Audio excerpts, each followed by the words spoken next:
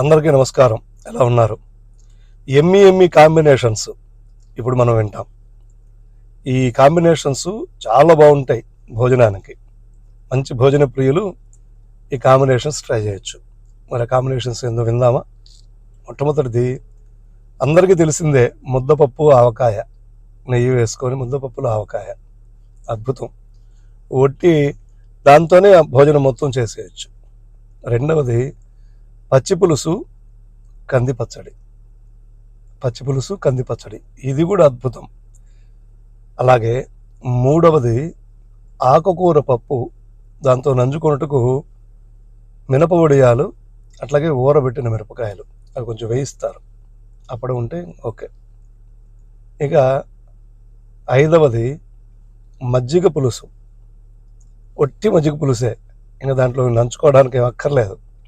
మజ్జిగ పులుసు అద్భుతం. ఒట్టి మజ్జిగ పులుసు కప్పులో పోసుకొని కూడా తినేయచ్చు, తాగేయచ్చు, అంత బాగుంటుంది.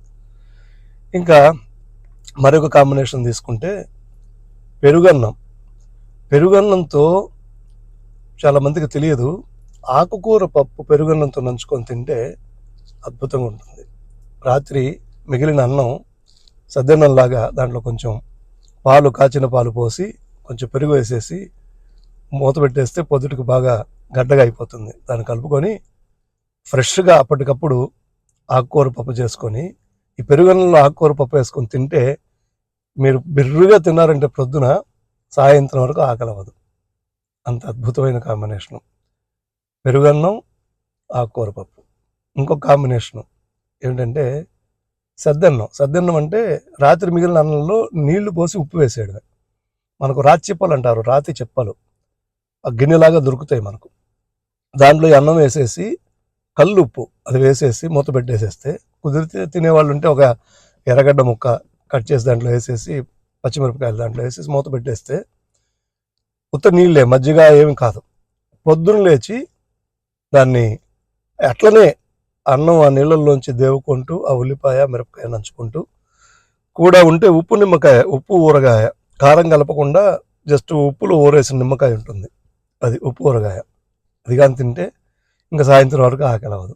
చిన్నప్పుడు స్కూల్కి వెళ్ళేటప్పుడు అలా ప్రొద్దున్నే రాచెప్పులో మా నాన్నమ్మ అన్నం వేసేసి నీళ్లు పోసేది. మజ్జిగ కొనుక్కునే శక్తి ఎక్కడుంది అప్పుడు? ఎవరో మహాత్ములు పోస్తే పల్లెటూరులో మజ్జిగ ఫ్రీగా తెచ్చుకోవడం, ఒకసారి మజ్జిగ అయిపోయి ఉంటాయి.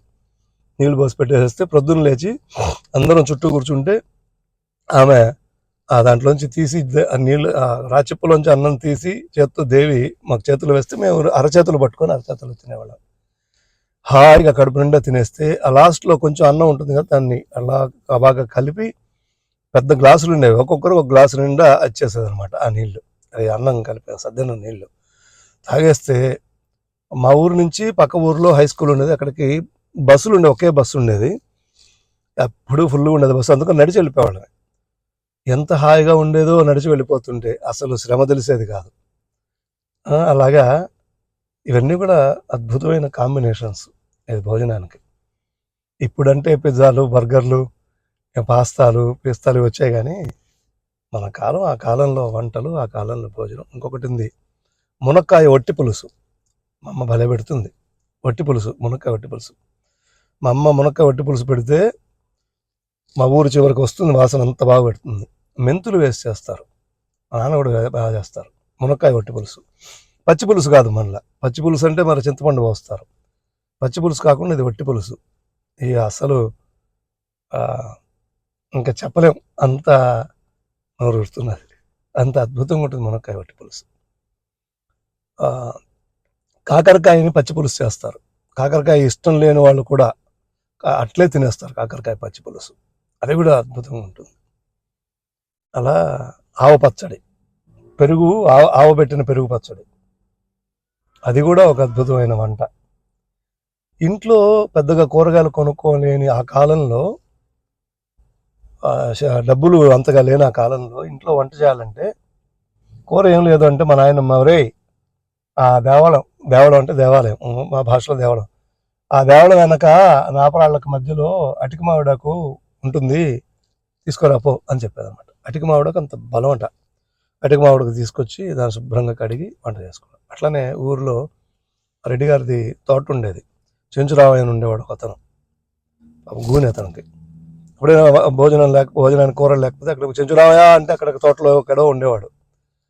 స్వామి వస్తున్నా అనేవాడు.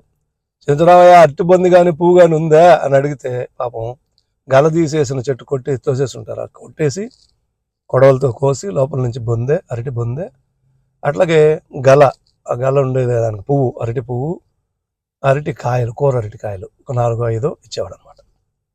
ఇప్పుడు బొందే అన్ని కొనుక్కోవాలా, అది ఇచ్చేవాళ్ళు కూడా ఇప్పుడు ఇవ్వటం లే, వాళ్ళు కూడా అమ్ముతారు. అలాగా అరటి బొందే వాటితో కూర ఎంత అద్భుతం.